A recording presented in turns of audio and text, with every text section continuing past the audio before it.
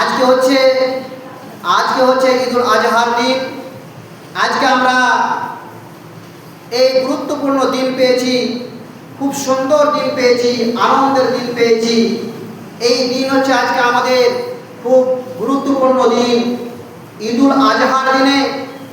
এই গুরুত্ব দিনে ঈদের নামাজের পরে গুরুত্বপূর্ণ ইবাদত হচ্ছে কুরবানি করা।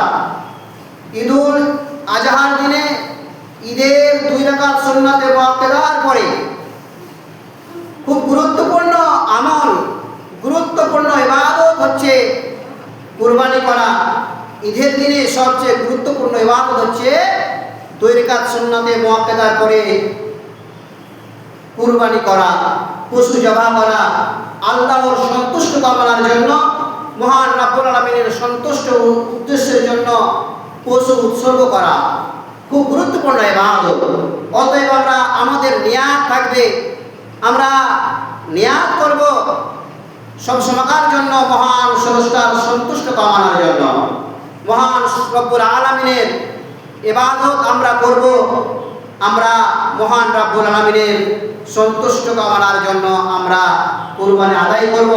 আল্লাহ পাক রব্বুল আলামিন যেন আমাদের 2 রাকাত সুন্নতে মুআক্কাদার নামাজ এবং গুরুত্বপূর্ণ ইবাদত কুরবানি যেন আল্লাহ পাক রব্বুল আলামিন কবুল করেন। বলুন আমিন, আল্লাহুম্মা আমিন। আমরা বসে থাকবো না, আমরা বেশি বেশি করে তাকবীর পাঠ করব। হাদিসের মধ্যে এসেছে, বিশ্ব নবী, দয়ার নবী, নবী মুহাম্মদ সাল্লাল্লাহু আলাইহি সাল্লাম বলেছেন যে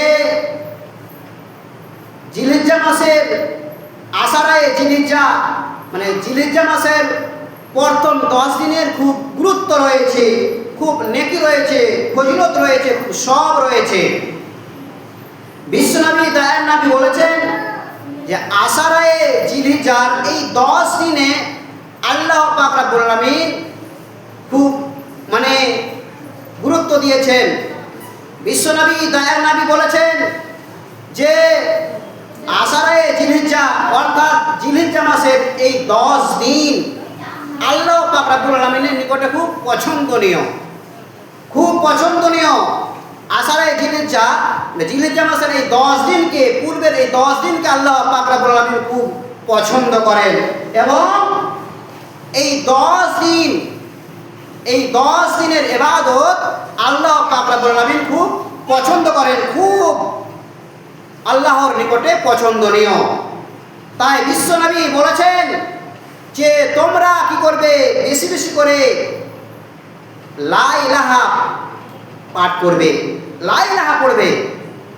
তোমরা বেশি বেশি করে লা ইলাহা পড়বে, আল্লাহু আকবার পড়বে। তোমরা তাসবিহ তাহলিল করবে, জিকির আজকার করবে। তোমরা কি করবে, কোরআন মাজিদ তেলাওয়াত করবে। শুধু তাই নয়, বিশ্বনবী বলেছে এই 10 দিনের গুরুত্ব দেখেন, কত গুরুত্ব নবী বলেছেন। এই 10 দিনের মধ্যে, এই 10 দিনের একটি রোজা হচ্ছে 1 বছরের রোজার সমপরিমাণ।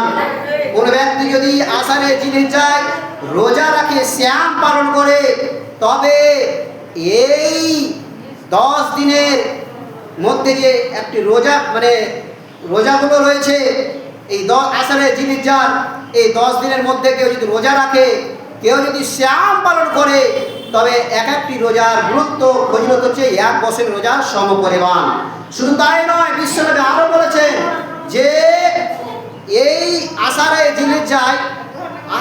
জিলহিজ্জার এই যে দিনগুলো রয়েছে, এই দিনগুলোর মধ্যে কেউ যদি একটি ভালো আমল করে, সৎ আমল করে, নেকির কাজ করে, এখানে সব পড়তে হবে না, বাইরে পড়তে হবে, তাহলে একটি নেকি হচ্ছে 700 গুণ, 700 গুণের সমপরিমাণ, 700 গুণ নেকি পাওয়া যাবে যদি আশারায়ে জিলহিজ্জার এই জিলহিজ্জা মাসের 10 তারিখে এই দিনগুলোতে যদি কেউ একটি সৎ আমল করে, ভালো আমল করে, নেকির কাজ করে, তবে কত নেকি পাবে?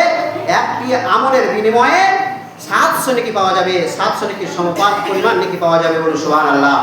অতএব এই আশারায়ে জিলহিজ্জার খুব গুরুত্ব রয়েছে, খুব ফজিলত রয়েছে, আমরা জানতে পারলাম।